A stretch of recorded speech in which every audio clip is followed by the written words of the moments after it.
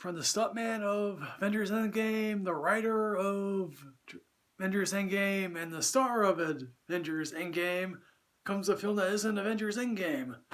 Here are Rich Reviews.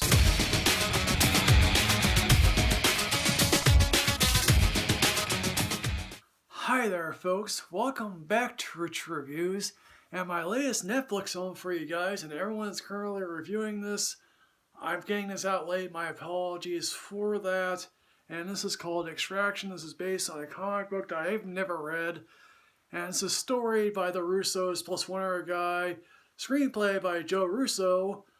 Directed by Sam Hargrave, who was a stunt coordinator on the Avengers Endgame and one of the Captain America films. And basically the story is fairly simplistic because, and that's what you expect from an action adventure like this.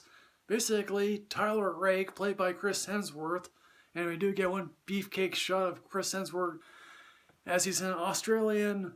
We don't really know much about him. Of course, in a film like this, we eventually do get to know his backstory, and it's a tearjerker of a backstory. And he's basically hired by a beautiful woman, and who's basically, I don't know, his partner or whatever she could be, but she does look badass with a gun, that's all I can say.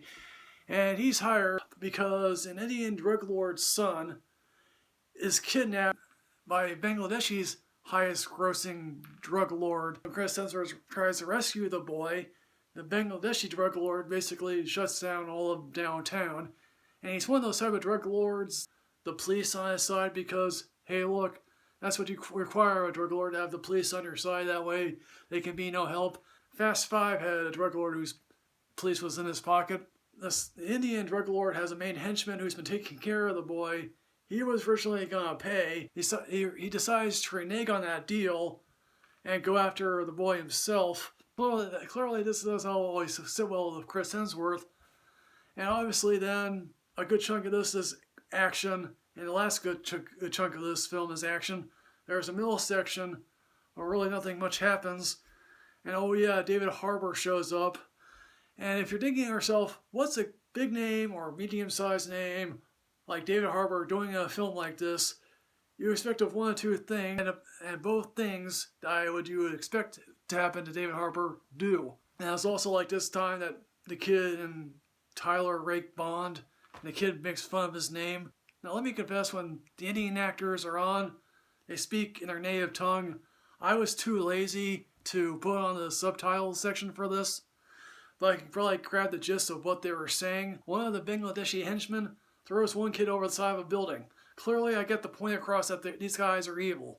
Granted, if you grow up on the slums of Dakar, you're going to have to make a choice of what you want to do with your life. Clearly you might want to pick up a gun and try to rob people. Sort of the last section of this film is them trying to get across a bridge.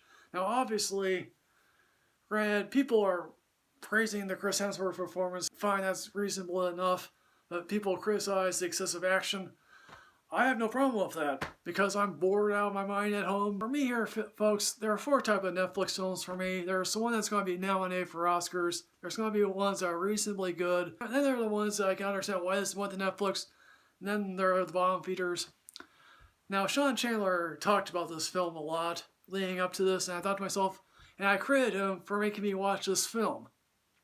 Normally, a film like this would get a ranking of Netflix, or even lower, because I'd be in a sour mood for basically having to waste my time with this film. But no, this is going to get a reasonably higher rating, because guess what? I'm stuck indoors. I have nothing else to do, because I still have to work. Even when I get done working, I'm bored, I'm tired, I just want to wait and watch a film. Obviously, the kid is like, are you going to leave me? Of course, if Chris Hemsworth had the money, he might leave the kid, because he's hard to do a job, but he decides not to. Of course, you've probably seen the film already. I'm not saying anything else that anyone else would say. So again, folks, amazingly enough, I'm going to give this a mandarin because I feel like I have to watch something, I have to care about something other than myself during this harsh times, considering that all the theaters are closed. So folks, Extraction, have you seen this? What did you think? Please put everything in the comment box below here, folks. As always, folks, like, comment, subscribe, enrich yourself with knowledge. I'm at Michael Rich Reviews 2. I'll see you next time, folks. Yes, hooray.